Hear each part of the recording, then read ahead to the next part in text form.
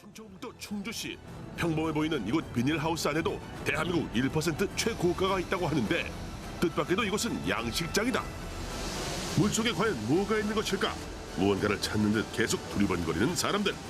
그런데 바로 이때 잡혔는가 했더니 이내 거친 몸부림으로 무언가 나타났다 사라졌다. 얘들이 힘이 너무 세가지고선 이거 잡으려고 하니까 힘이 너무 많이 드네요. 물 아래는 유유히 헤엄치는 검은 생선들로 가득한데 건장한 남자도 꼼짝 못하게 하는 힘센 이것의 정체는 과연 무엇일까? 이것이 바로 저희 블랙 다이아몬드를 품고 있는 철갑상어입니다. 펄떡이는 힘의 상징, 또한 권력과 부를 상징하며 황제로도 불리는 철갑상어는 중국에선 국보급 천연기념물로 지정될 정도로 국제적인 보호어종이다. 때문에 중국, 러시아, 이란 등지에선 무분별한 남획으로 멸종위기에 놓인 철갑상어를 양식을 통해 보호하고 있으며 우리나라도 지난 1996년부터 본격적인 양식에 나섰다. 약 2억 5천만 년 전부터 살아온 원시어리로 최대 100살이 넘는 수명을 자랑하며 살아있는 화석으로도 불리는 철갑상어가 멸종위기의 귀한 어종이 된 것이다. 이번엔 두 사람이 힘을 합쳐 철갑상어를 잡아 올리는데 철갑상어는 잡으려고 하다 오히려 사람이 잡힌다고 할 정도로 힘이 좋다. 네. 철갑상어 한번 꼬리로 다리를 치면 2m, 3m 되는 정도로 사람 다리가 부러질 수도 있거든요. 한 마리 잡는데도 진땀을 뺄 수밖에 없는 상황. 무사히 잡았는가 했는데 결코 순순히 잡히지 않는다. 한 대 맞았어. 어렵게 잡은 철갑상어를 테이블 위에 올리더니 길이를 재기 시작한다. 1m 20. 길이 측정이 끝나자 곧바로 옆쪽 수조에 다시 넣어주는데 도대체 뭘 하는 것일까? 크기별로 어미, 암컷, 수컷 구분할 겁니다. 양식장에서 키우는 철갑상어를 크기별로 분류하기 위해 일일이 한 마리씩 건져내고 있는 것. 그런데 바로 이때 한 작업자가 철갑상어 입속으로 손을 넣어 잡아 올린다. 혹시 위험하지는 않은 걸까? 네, 그 이빨이 없기 때문에요. 네. 이빨이 없어요? 네. 철갑상어는 이빨이 없는 어종이고요. 코하고 눈이 있는데 눈은 많이 퇴화가 됐어요. 시력으로 감지한다기보다는 앞에 있는 촉수로 인해서 먹이를 감지하는 거예요. 다른 물고기들처럼 비늘이 많이 있지가 않고요.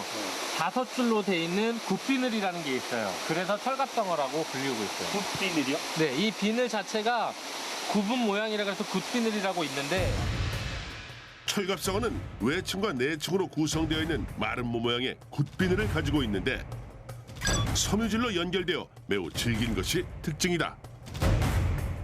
배와 옆구리 그리고 등 쪽에 한 줄씩 철갑상어는 총 5줄의 굿비늘을 가지고 있다. 바다와 민물을 오가는 회유성 어종인 철갑상어는 폐사율이 높아 양식이 어렵기로도 유명한데 그렇다면 이곳에는 과연 얼마나 많은 철갑상어들이 길러지고 있는 것일까? 지금 저희가 보유하고 있는 어미고기는요. 종류 상관없이 2,000마리에서 3,000마리 정도 확보하고 있고요. 그 어미들은 다 지금 알을 가지고 있는 상태입니다. 또다시 건져올린 철갑상어를 움직이지 못하도록 잡아준 뒤 뾰족한 송곳으로 배 쪽을 찔러보는 이상철 씨. 겉모습만으로는 알을 품었는지 여부를 알 수 없기에 보완해낸 방법이라고 한다. 도구부터 찌르는 위치까지 오랜 경험으로 터득했다는데 철갑상어에서 나온 까만 알갱이는 과연 무엇일까? 지금 보시는 게 캐비어. 바다의 검은 다이아몬드라고도 불리는 캐비어는 프랑스 대표 음식으로 명성이 자자한 거위 간으로 만든 요리 푸아그라와 떡갈나무 숲속 깊은 땅 속에서 자라는 송로버섯과 함께 세계 3대 진미로 손꼽히며 희소성과 독특한 맛으로 최고가에 거래되는 귀한 식품이다. 또한 오랜 시간 동안 부와 지위를 상징하며 서양의 왕실과 귀족 사회에서 영양식으로 각광받아온 명실공히 상위 1%의 음식이기도 하다. 하지만 철갑상어가 알을 낳기 위해서는 종류에 따라 최대 10년 이상은 키워야 하며 암컷은 7, 8년에 한 번씩 산란을 하는데 없어. 이처럼 캐비아를 얻기 위해서는 오랜 시간과 노력이 필요하다. 그럼 이거 말고 얘 이거 없어. 철갑상어와 몸싸움을 벌이며 알을 낳을 수 있는 어미고기를 일일이 확인하는 작업은 빠뜨릴 수 없는 중요한 일 중에 하나라고 한다. 그 암컷들이 전부 다 알을 가지고 있는 게 아니거든요. 암컷 철갑상어 중에서도 알을 품은 어미고기, 즉 캐비아를 생산해낼 수 있는 철갑상어 확보에 가장 심혈을 기울인다는데 이때 한 철갑상어를 들어보이는 이상철 씨. 저희가 가지고 있는 가장 큰 철갑상어 중에 하나고요. 종류는 베스테르 철갑상어입니다. 한 15년에서 17년 정도 됐고요. 지금 알은 한 40만 개 정도 품고 있는 걸로 알고 있습니다. 고가의 캐비아를 품은 15년 이상 키운 철갑상어는 그야말로 부르는 게 값일 정도로 수천만 원에 거래된다고 한다. 철갑상어와 씨름하느라 한겨울에도 반팔 차림의 작업자들. 쉴 틈도 없이 반대편 수조로 들어가 뜰채로 새끼 철갑상어들을 분류하는데 같은 양식장에서 키워온 새끼 철갑상어를 왜 또다시 나누는 것일까? 지금 보시는 거와 같이 크기가 달라요. 같이 태어났는데 이렇게 작은 어종들은 아직 작은 사료를 먹어야 되고요. 이렇게 큰 어종들은 이제 큰 사료를 먹어야 되기 때문에 큰 어종들만 따로 격리해서 사육을 할 겁니다. 체계적인 관리를 위해서이기도 하고요. 캐비어를 얼만큼 생산할 수 있는지 저희가 가장 중요하게 판단할 수 있는 기준이 되거든요. 환경에 민감한 철갑상어는 특히 수질 관리를 철저하게 해야 하기에 수시로 청소를 해주는 것이 중요하다는데 아버지에 이어 2대째 철갑상어 양식을 해오고 있는 이상철 씨는 지금 이 순간이 오기까지 수많은 실패 과정을 거쳤다. 더 많은 이끼도 발생이 됐고요. 산소량도 떨어지고 폐사가 된 것들이 많이 있습니다. 저희가 최대로 손해볼 때는 10억 이상도 손해본 적도 있고요. 청소가 끝나자마자 무언가를 양식장 안으로 옮기는 이상철 씨. 들고 가신 건 뭐예요? 이거 저희만의 비밀이긴 한데요. 이것도 먹이입니다. 그냥 평범한 이끼처럼 보이는 이것이 철갑상어에게 제공되는 먹이라는데 한 바가지씩 떠서 수조에 골고루 뿌려준다. 비밀이라는 먹이는 과연 무엇일까? 이 사료는 나사에서 정한 슈퍼푸드 스피루리나입니다. 슈퍼푸드요? 네, 맞습니다. 쉽게 생각해서 가장 비싼 고가의 이끼라고 생각하시면 됩니다. 스피룰리나가 뿌려지자 촉수로 먹이를 감지해 먹기 시작하는 철갑상어들. 영양 만점 스피룰리나는 면역력을 강화시켜 철갑상어의 생존율을 높여주는 사료로 알려져 있다. 고가이긴 한데요. 양질의 캐비어를 얻기 위해서는 이 정도 투자는 해야죠. 오전 일과를 마무리하고 이상철 씨가 어미 철갑상어를 들고 또 다른 양식장으로 향하는데 이곳은 어디일까? 저희가 철갑상어와 캐비어, 기타 어종들을 연구하는 연구실입니다. 전 세계 26종의 철갑상어 중에서 무려 5종의 철갑상어를 사육하고 있는 이곳은 좋은 품질의 철갑상어를 길러내기 위해 종류에 따른 여러 가지 사육 변수들을 실험할 수 있도록 만든 양식장이다. 이 수조에 몇 마리가 사육이 적당한지, 적어야 사육이 잘 되는지, 많아야 사육이 잘 되는지 그런 연구도 하고 있고, 그리고 이 수조는 투명한 수조이기 때문에 발육 과정을 관찰할 수가 있거든요. 그런데 바로 그때 철갑상어들이 코를 물 위로 삐죽 내민가 싶더니 급기야 거꾸로 헤엄치는 것이 포착됐다. 왜 이런 행동을 하는 것일까? 모르시는 분들은 철갑상어가 뒤집어져 있다 그래서 죽었다 그래요. 얘네는 먹이 활동이나 아가미 활동을 하기 위해서 입이 밑에 있기 때문에 그런 현상이 있는 거예요. 철갑상어는 기분 좋을 때 해마처럼 서서 헤엄을 쳐요. 검은색의 철갑상어들 틈에서 온몸이 흰색인 철갑상어가 보인다. 특별한 색깔 때문에 귀한 대접 받는다는 이 철갑상어의 정체는? 종류는 스텔렛이고요. 알비노라는 이름 자체는 10만 분의 1을 확률을 갖고 태어나는 어종이거든요. 백사나 백호처럼 색소 침착으로 인해서 태어난 특이하고 하얘니까 가격은 높아지고 찾으시는 분들이 이제 많아지시는 거예요. 이곳 양식장에서도 역시 신경 쓰는 것 중에 하나가 수질 관리다. 무엇보다 수족관에 고인물이 생기지 않도록 깨끗한 물을 매일 순환시켜준다. 이 모래가 사람으로 치면 허파라고 생각하시면 돼요. 물을 걸러주고 맑게 해주는 거지. 물고기만 연구하는 게 아니라 물고기가 살기 위해서 그 환경과 그 수조들을 같이 연구하고 있어요. 여러 가지 어종들을 저희는 어종들의 집을 지어주는 사람들이었어요. 그러다가 연구소 시설도 하게 되고 저희가 기술도 습득을 했었고 우리 기술과 철갑상어를 접합시켜서 우리 걸 한번 만들어보자 해서 이런 시설을 만들게 되었죠. 마땅한 전문가도 관련 서적도 전무했던 초창기부터 아버지와 함께 철갑상어 양식을 시작했던 이상철 씨. 때문에 양식에 관한 모든 기술은 시행착오를 통해 배워나가는 방법밖에 없었다는데 수족관을 살피던 그가 무언가를 발견했다. 저 불어와 잠궈봐.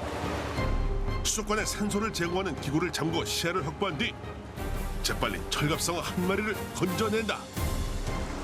통 좀 가져와봐. 날카로운 눈썰미로 수백 마리 중에 골라낸 철갑상어를 다른 수조로 옮겨 넣었는데 왜 따로 격리시켜 놓는 것일까? 이 철갑상어는 배가 불러서 여기가 지금 위가 있는 쪽이거든요. 위가 팽창이 돼서 자명을 잘 못해서 지금 이쪽에 와 있는 거고요. 이 철갑상어 같은 건 지금 많이 회복이 됐는데 피부에 발진이 일어나서 이쪽에 온 거예요. 빨갛게 수포가 생기고 그런 것 때문에 왔고요. 이곳은 건강에 문제가 있는 철갑상어들을 한데 모아 보살피는 공간인 셈이다. 그런데 분말 형태의 가루를 혼합하더니 물에 섞어서 풀어주는데 과연 이것은 무엇일까? 얘네한테 영양도 보충해주고 피부병도 좀 치료해주려고 따로 제조해서 먹이는 거예요. 이렇게 각별한 노력을 기울여야 최상품의 철갑상어를 길러낼 수 있는 법. 한 작업자가 수조 안으로 들어가 철갑상어 한 마리를 건져 올린다. 역시나 거세게 저항하는 철갑상어, 움직이지 않게 잡는 것도 쉽지 않은 일이다. 간신히 고정을 하고 초음파 기계로 배를 들여다보는데 과연 뭘 확인하는 것일까? 알이 많이 있어야 되는데 겉으로는 확인할 길이 없는 철갑상어의 알의 크기나 양 등을 확인하기 위한 작업이다. 뭐가 잘못된 것일까? 초음파와 연결된 모니터 화면이 온통 검은색이다. 알이 안 보여. 이게 알집인데 너무 껌껌해서 이게 알이 지금 밑으로 쳐져 있나 봐. 그러니까 공간되면 이렇게 까매지고 붙으면은 이렇게 보이는데 정아 이거 말고 저 옆에 거 한번 가져와봐. 잘 보이네. 캐비아 채취를 앞두고 꼼꼼하게 확인하는 과정은 필수. 아직까지는 철갑상어를 죽이지 않고서는 알을 꺼낼 수 있는 기술이 없기 때문이다. 이번엔 과연 초음파상에 철갑상어 알이 나타날까? 그런데 이때 모니터에 무언가 나타났다. 지금 보시면 이 보이는 알갱이들이 이게 캐비어예요. 2.3mm 정도 나오고 2.3에서 2.5mm 정도 나오고 있고요. 지금 이 정도 되면 캐비어를 생산할 수 있을 것 같아요. 이제 캐비어 채취만 남았다. 여러 번 확인하는 과정을 거쳤지만 정확한 것은 배를 열어봐야만 알 수 있다. 제일 먼저 철갑상어의 무게부터 잰다. 11kg이 조금 넘는 무게. 드디어 철갑상어의 배를 가른다. 부화시켜서 길러내기까지 12년의 노력이 결실을 맺는 순간. 그렇다면 과연 철갑상어의 알은 얼마나 들어있을까? 캐비어가 이렇게 몸속에 이렇게 많이 들어있습니다. 지금 이게 다 캐비어예요? 네, 이게 다 캐비어입니다. 대표적인 고단백 저칼로리 식품으로 스스로 회복식으로 쓸 만큼 영양이 풍부하며 노화 방지에도 탁월하다고 알려진 캐비아는 알의 크기에 따라 상, 중, 하 세 종류로 나뉜다. 하지만 20년 정도 된 우리나라 양식 기술로는 중간 단계 크기의 캐비아밖에 생산하지 못하는 것이 현실이다.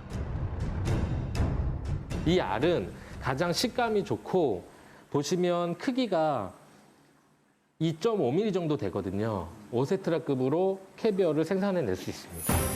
가장 큰 벨루가급 캐비아는 지름이 3mm로 가장 비싼 캐비아로 손꼽힌다. 또한 캐비아의 지름이 3mm 내외의 중간 크기는 오세트라급으로 가장 작은 크기는 세부르가급으로 나뉘며 가격을 결정짓는 캐비아의 크기는 철갑상어 성어의 몸 길이와 몸무게 등에 따라 결정된다. 방금 채취한 캐비아의 전체 무게를 측정해보니 약 1.38kg이다. 그렇다면 과연 만족할 만한 성적표인 것일까? 얘는 11kg 정도 되니까 10% 이상 캐비어가 나온 거죠. 철갑상어 영양 상태에 따라서 알이 좌우됩니다. 지금 10%가 좀 넘는 걸로 봐서는 적당한 겁니다. 어미 뱃속에서 숙성이 된 철갑상어 알은 쉽게 물러지기 때문에 보통 캐비아는 단단함이 남아있는 미숙 상태의 알을 채취한다. 많은 양의 철갑상어 알이 한꺼번에 간단하게 떨어지는 이유는 얇은 막에 쌓여있기 때문. 바로 꺼낸 철갑상어 알을 채 거르는 이상철 씨. 제품으로 만들기 위해서는 반드시 거쳐야 하는 과정이라는데 무엇을 위한 작업일까? 알집과 캐비어를 분리하는 작업입니다. 알집을 제거하자 윤기가 흐르고 크기가 균일한 철갑상어 알이 모습을 드러내는데 여기에 소금만을 넣어주면 세계 3대 진미 캐비아가 완성된다. 간단해 보이지만 소금의 비율이 중요한 비법이다. 염장이 된 캐비어를 수분을 살짝 말리기 위해서 건조기에 들어갈 거거든요. 그러기 전에 다 짧게 펴는 작업입니다. 혹시 남아있을지 모를 잔여물들을 제거하기 위해 건조기에서 20분 정도 말린다. 우리나라 젓갈처럼 염장을 거치면서 귀한 캐비어의 보관 기간이 늘어나게 되는 것이다. 드디어 전 세계가 사랑하는 고급 음식 캐비어가 완성됐다. 그렇다면 그 가격은 과연 얼마일까? 1온스 약 30g 정도 되고요. 시중에 나가면 한 20만 원에서 30만 원 정도 거래되고 있습니다. 값비싼 보석 다이아몬드에 비유될 만큼 오랜 시간 최고가 식재료로 사랑받아온 캐비아는 특유의 맛은 물론 오메가3와 필수 아미노산이 풍부해 노화 방지에도 도움을 주는 최고의 음식이다. 그런데 철갑상어에 캐비아만 있는 것은 아니다. 어느 것 하나 버리는 것이 없다는 철갑상어. 꼬리에서부터 조심조심 빼내는 이것. 끝도 없이 길게 나오는 투명한 이것의 정체는 과연 무엇일까? 단단한 껍질을 제외하고 모든 부위가 영양식으로 손꼽히며 다른 맛을 낸다는 철갑상어. 그중 손꼽히는 부위는 한 마리당 하나씩밖에 없다는 몸통 길이 서너 배로 늘어나는 이것이다. 철갑상어 골수예요. 이게 살아있는 비아그라라 그래서 사람들이 이것 때문에 철갑상어 많이 드세요. 당시 황제도 그렇고 체음제 역할로 많이 사용했다고 하더라고요. 배시가라고도 불리는 골수는 스태미너식으로 알려져 있으며 콘드로이틴이 풍부해 관절에도 좋다고 한다.